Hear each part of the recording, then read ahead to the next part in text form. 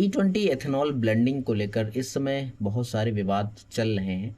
उन्हीं से रिलेटेड मैं एक वीडियो ये बना रहा हूँ जिसमें आपको समझाने की कोशिश करूँगा कि E20 क्या है और इससे फ़ायदे क्या हैं, नुकसान क्या हैं और बहुत सारी चीज़ें मैं इस वीडियो में बताने वाला हूँ। देखिए, गवर्नमेंट कर क्या रही है, यानी जो तेल बनाने वाली कंपनीज़ हैं या फिर जो भी है, वो लोग इस समय पेट्रोल यानी जो कच्चा तेल आता है, कच्चे तेल को पहले उसको जो है अच्छे से प्योर किया जाता है, फिर उसके बाद उस कच्चे तेल को प्योर करने के बाद उसमें E20 यानी कि एथेनॉल मिलाया जाता है। एथेनॉल जो बनाया जा रहा है वो गन्ने से बनाया जा रहा है। E20 मतलब 20% यहाँ पे एथेनॉल डाला जाएगा और 80% पेट्रोल डाला जाएगा, जिसकी सहायता से जो बनेगा वो हमारी गाड़ियों में डाला जाएगा, जिसके बाद हमारी गाड़ियाँ चल। ये यहाँ पे गवर्नमेंट ये काम कर रही है। अब क्यों कर रही है, इसका ऑब्जेक्टिव क्या है, मोटिव क्या है? तो दो चार मोटिव है जो हम जान लेते हैं। पहला मोटिव ये है कि हम चाहते हैं कि अपना जो क्रूड ऑयल है यानी कि जो कच्चा तेल है जो हम विदेशों से मंगाते हैं, नहीं जैसे अभी वॉर चल रहा तो उसकी वजह से हम तेल नहीं मंगा पा रहे, तो उस पर हमारी निर्भरता कम हो, आयात पे निर्भरता कम हो, हम वहाँ से कम मंगाएं, इसके लिए किया जा रहा है। दूसरी चीज़ है वो है कि प्रदूषण कम से कम हो। ये एक मतलब ढकोसले वाली चीज़ें हैं, अभी बात करेंगे इसके बारे में, लेकिन प्रदूषण कम हो ये बात कह रहे हैं, क्योंकि जो ये E20 होता है कम प्रदूषण फैलाता है, लेकिन जो पेट्रोल है उससे ज़्यादा प्रदूषण फैलता है। और उसके बाद और क्या करना चाह रहे हो, जो किसान है यानी जो फार्मर्स है उसकी आय बढ़ेगी, क्योंकि गन्ने गन्ने को हम बेचेंगे तो उससे पैसे मिलेंगे, तो जो किसान लोग हैं, फार्मर्स हैं, उनको इससे प्रॉफिट हो सकता है, उनकी आय बढ़ सकती है अगर वो गन्ना उत्पादित करते हैं तो। और ऊर्जा सिक्योरिटी है, एनर्जी सिक्योरिटी, वो हमारी बढ़ सकती है कि हमारे अंदर एनर्जी की जो सिक्योरिटी, हम दूसरे देशों पर डिपेंड न रहें, ये सारी चीज़ें हो सकती हैं। तो ये ऑब्जेक्टिव है गवर्नमेंट के, जिसकी वजह से E20 ब्लेंडिंग किया जा रहा है। और गवर्नमेंट का ये भी कहना है कि हम इसे और आगे बढ़ाएंगे, यानी E30 E40 E50 60 ऐसे करके E100 तक पूरा एथेनॉल ही बेच देंगे। तो ये सारी बातें कही जा रही। तो अब इससे प्रॉफिट क्या है हम लोगों को, या फिर इससे नुकसान क्या है? तो पहली बात तो प्रॉफिट ये हो सकता है कि जो प्राइस है वो कम हो सकता है। फिलहाल के लिए ऐसा हमको दिखा नहीं कि गवर्नमेंट प्राइस कम करे, ऊपर से प्राइस बढ़ा दिए। पहले गवर्नमेंट का ये क्लेम है कि हम प्राइस कम कर देंगे अगर हम E20 या E30 ऐसे बेचेंगे, तो उससे प्राइस बहुत ज़्यादा रिडक्ट हो आएगा।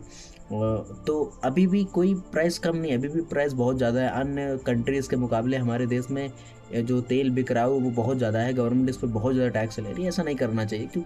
और प्रॉफिट क्या बता रहे हैं लोग कि प्रॉफिट हो सकता है जैसे पेट्रोल की खपत जो है इससे कम होगी, है ना, पेट्रोल पे निर्भरता हमारी कम रहेगी, तो ये एक प्रॉफिट हो सकता है कि हम लोग जो है एथेनॉल को ही ज़्यादा कर ले यूज़।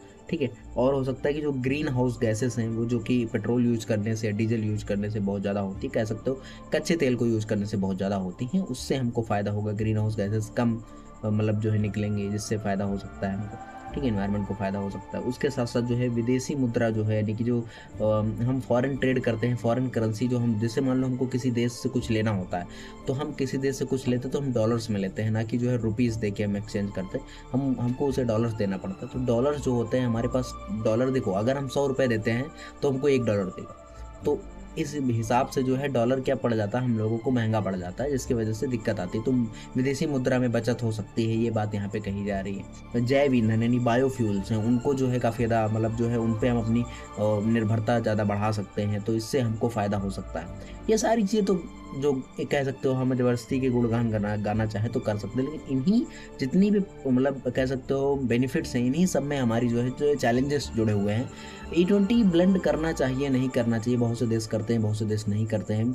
इस डिबेट में ना पड़ के हमें इस योजना को और अच्छे से लागू करना चाहिए, गवर्नमेंट को और अच्छे से लागू करना है, जिससे किसी को दिक्कत ना हो।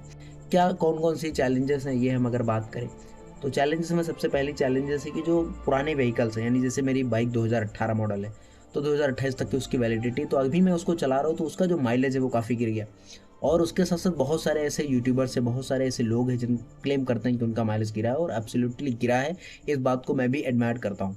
और उसके साथ साथ क्या है कि क्योंकि ऐसा क्यों होता है, क्योंकि जो बाइक्स हैं या फिर जो कह सकते हो जो व्हीकल्स है, जो भी उनके जो इंजन बने हुए हैं वो पेट्रोल के लिए बने हुए हैं, ना कि E20 ब्लेंडिंग वाले पेट्रोल के साथ बने हुए हैं, या फिर जो व्हीकल्स हैं, कार्स हैं, डीजल के लिए।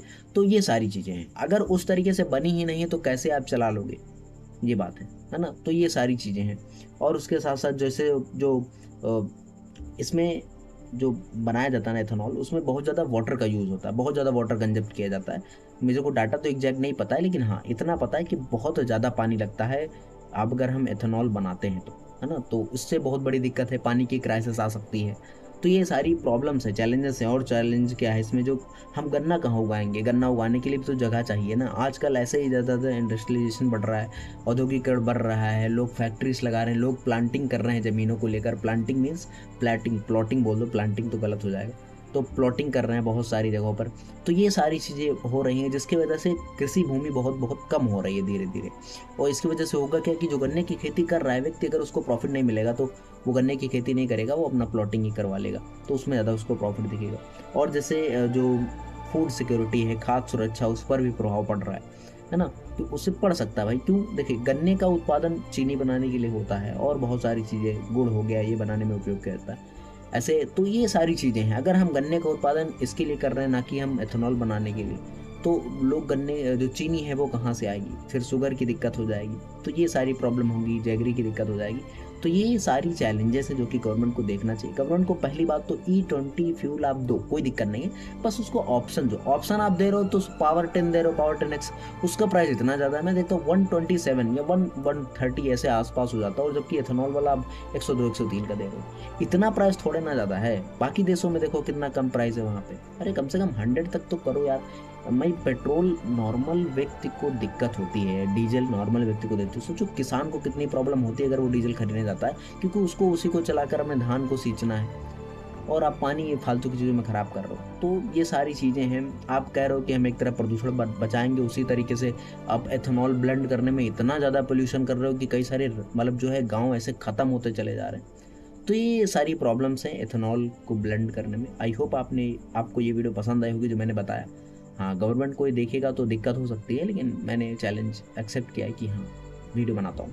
तो आई होप आपको ये वीडियो पसंद आई होगी। अगर वीडियो पसंद है तो प्लीज़ लाइक करना, कमेंट करना। मैंने इस वीडियो में पॉजिटिव साइड और नेगेटिव साइड दोनों दिखाने की कोशिश की है कि दोनों पॉजिटिव साइड नेगेटिव साइड क्या हो सकते हैं इथेनॉल ब्लेंडिंग के, जो मैंने आपको इस वीडियो में बताया। मिलते हैं आपको इसके नेक्स्ट वीडियो। जय हिंद, जय भारत।